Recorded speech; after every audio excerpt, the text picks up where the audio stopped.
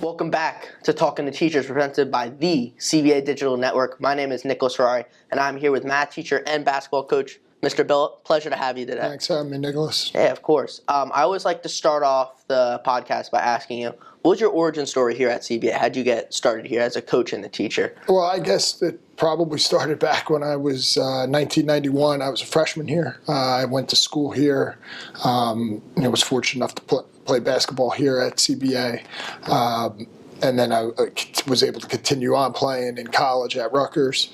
When I graduated from Rutgers, I went into college coaching, and I coached in college for just about 9 seasons. And then the coach that I played for here, Coach Wiz, was retiring, and Brother Andrew, who at the time was my principal when I was at CBA, along then with Brother Ralph, and he transitioned to president. He was the president at the time.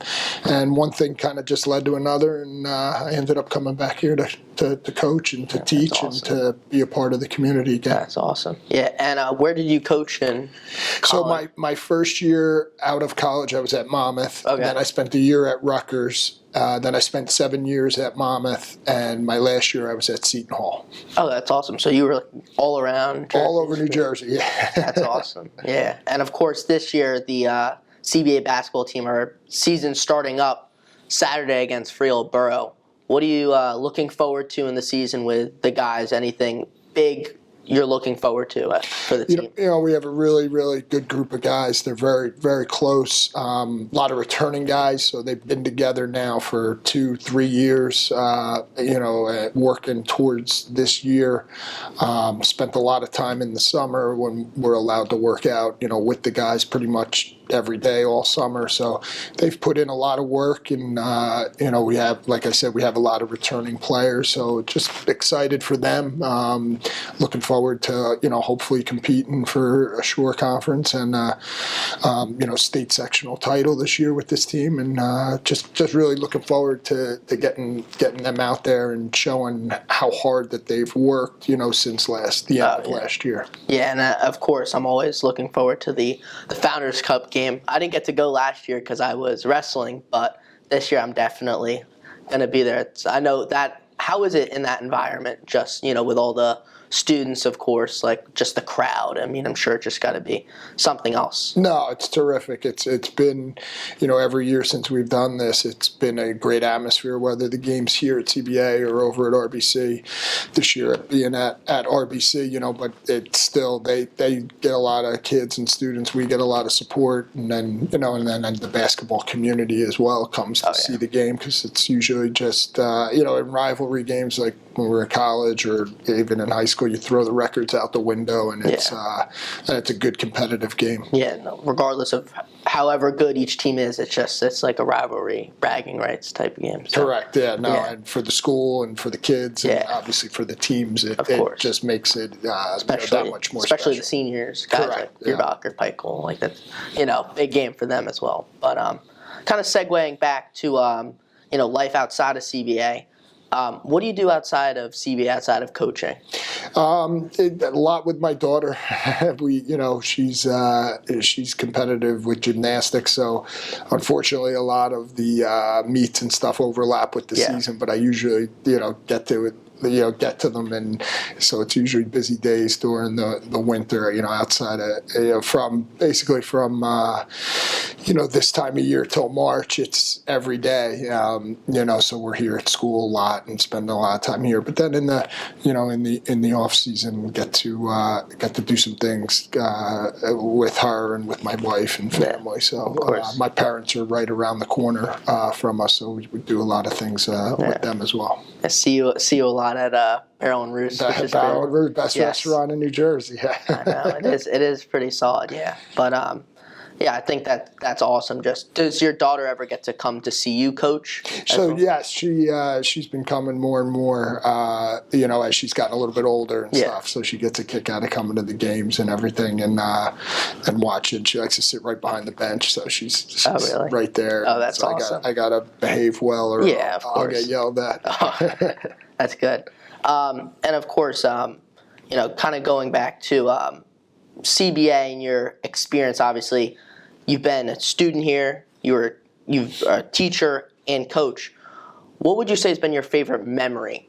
I think, the things I remember the most are just being with the guys, especially the guys on the basketball team, whether it be, currently now with as a different as a coach, different relationship with the players now. But back when I was here in school, just hanging out with the guys. I remember the bus rides. I remember the trips we went on. I remember the locker room. Yeah. And of course you remember the games and stuff, but almost not that the games are secondary. I mean, that's what you're there for. That's what you're working for. But you really remember the memories and hanging out with the guys because it's a great school and the kids are great. The kids are great now. They were great back then, and great, as your peers to be friends with it when you're in the school, and then now as a teacher and coach and hopefully mentor to these guys, it's cool to hang out with them, and get to help them, achieve the goals that they want, especially on the basketball court. Yeah, I mean, I definitely think, like, for me, considering I wrestle, like, it's not even the matches that are memorable. It's the, like you were saying, those experiences outside, like those team bonding moments, going on those trips, just being able to be with those guys. It's something I'll never forget on those trips. And I think you mentioned that, just being able to be with those guys and that community, the brotherhood of the basketball team. 100%. I mean, back as a player and now as a coach, I probably spend now as a coach as much time, if not more, over the course of 10 months. We really don't do much in the spring, but as maybe these guys do with their parents. They're here at school, they're after school, we're here till 6. In the summer, they're here, work at camp, and then practicing afterwards. So they spend a lot of time together, and we spend a lot of time together. So there's, like you're saying, a lot of other things that are going on besides playing the games and stuff. There's all that other time you're spending together, and that's when you get to do it with guys you enjoy being around and enjoy their company, it makes for good memories. Certainly, it does. And the last question I have for you, if you had to give advice to student athletes, students in general, faculty, what piece of advice would that be? Work hard. Nothing beats hard work. Anything you're going to do, you're going to need to try to do it as well. But as most effort that you can put into it, and to do it with enthusiasm.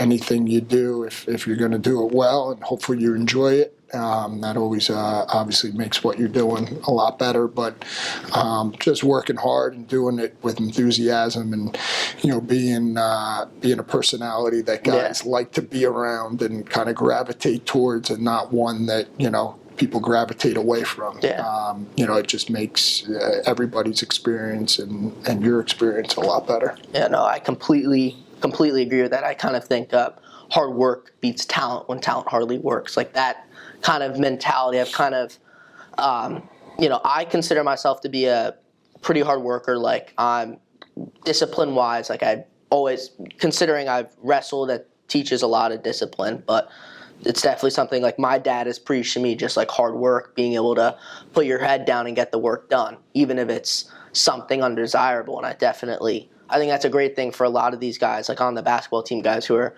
looking to get better, not only in basketball, but just in any sport. And even in school, the students who may be struggling, I mean, there's always opportunities to improve, whether it's, finding a teacher for extra help, putting in that extra hour of studying, the night maybe your friends ask you to hang out, but kind of just like taking that extra mile. If you're, on the basketball court, you're missing some of those free throws, you stay after practice for an extra hour and hit 100 free throws, and so you feel confident going into the game. It's just, those types of things I think are just so important that people need to practice more, be willing to put in that extra work. 100%. And when I was growing up, obviously school, my mom wouldn't have it any other way, was very important, but basketball was very important. And I never really had dreams of playing in the NBA. I had dreams of playing in the Big East Conference. Mm-hmm. And but I was told by a coach one time, and it carries over to the academic side, and I tell the students, you can work really, really hard and put in the effort, put in the time, and you might not be a Division I basketball player. You might not get straight A's, or you might not get a 95 average. But if you don't put in the work, you got no shot. So, I mean, there's no guarantees that hard work is going to, lead to the ultimate success. But if you don't put in that, it definitely won't lead to that success. There's no shortcut. So, unfortunately in life sometimes, you fall short of some goals, or you fall short of, making that 100 or 95 or first honors. But if you put in everything you had into it, you can walk away proud, and you should walk away proud, but if you don't do that, then there's no shot at getting that 100, or in basketball, being a college basketball player, or whatever your goals are in life and or in sports. Yeah, I mean, sometimes it's more the journey than the actual destination of the goal, because it's in that journey, it's the grinding and the embracing that grind where you learn so much, like, about yourself and what you're capable of, and having that satisfaction of knowing you did all you could do to reach that goal, even if you fell short of it. Yep. So as long as you can walk away and put in everything, know that you put in everything you had. That's it. You can be proud of your effort. Couldn't agree with that more. Well, overall, pleasure to have you today. Always nice to talk to you. Good talking to you, Nicholas. Thank you. Of course. That is all for now. We will see you next time.